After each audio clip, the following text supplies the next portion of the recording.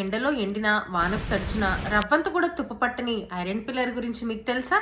అదే ఢిల్లీలోని iron pillar. సాధారణంగా ఇనుము బయట ఉంటే కొద్ది రోజులకే తుప్పు పడుతుంది, కానీ ఈ స్తంభం కొన్ని శతాబ్దాలుగా చెక్కు చెదరకుండా ఎలా ఉంటుంది?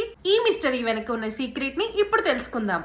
Welcome to beyond the books. Qutub Minar ప్రాంగణంలో ఉన్న ఈ ఐరన్ పిల్లర్ ని క్రీస్తు శకం 4వ శతాబ్దంలో రెండవ చంద్రగుప్త విక్రమాదిత్యుడు బిల్డ్ చేశారు. దీని వెయిట్ అప్రాక్సిమేట్ గా 6000 kgs ఉండొచ్చు. Height 7.2 meters. ఈ స్తంభాన్ని గనక మనం అబ్జర్వ్ చేస్తే దాని మీద పురాతన కాలం నాటి బ్రహ్మి లిపిలో కొన్ని శాసనాలు కనిపిస్తాయి. మొదట ఇది మధ్యప్రదేశ్ లోని ఉదయగిరిలో ఉండేది. ఆ తర్వాత సుమారుగా 800 ఏళ్ల క్రితము దీన్ని ఢిల్లీకి షిఫ్ట్ చేశారు. ఐఐటి కాన్పూర్ రీసెర్చ్ ప్రకారం ఆ కాలపు భారతీయులు ఐరన్ ని తయారు చేసేటప్పుడు అందులో ఫాస్ఫరస్ పర్సెంటేజ్ ని ఎక్కువగా ఉంచేవారు. దీని వలన అట్మాస్ఫియర్ లో తేమ తగిలినప్పుడు మిసావైట్ అనే థిన్ లేయర్ ఫామ్ అవుతుంది. ఇది లోపల ఉన్న ఐరన్ కి తుప్పు పట్టకుండా ఒక ప్రొటెక్షన్ లేయర్ లాగా యూజ్ అవుతుంది. అందుకే ఇన్ని శతాబ్దాలైనా ఈ పిల్లర్ కి మాత్రం తుప్పు పట్టదు. ఒకప్పుడు ప్రజలు ఈ స్తంభానికి వీపు పెట్టి నిలబడి వెనక్కి చేతులు చాచి పట్టుకోగలిగితే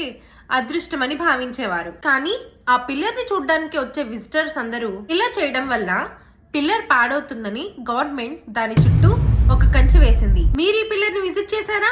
let me know in the comments. మీకు ఈ ఇన్ఫర్మేషన్ నచ్చితే మీ ఫ్రెండ్స్ అండ్ ఫ్యామిలీకి షేర్ చేయండి. అలానే ఇలాంటి హిస్టారిక్ అండ్ సైంటిఫిక్ ఫ్యాక్ట్స్ గురించి తెలుసుకోవాలంటే మన ఛానల్ ని ఇప్పుడే సబ్స్క్రైబ్ చేసుకోండి. జై హింద్.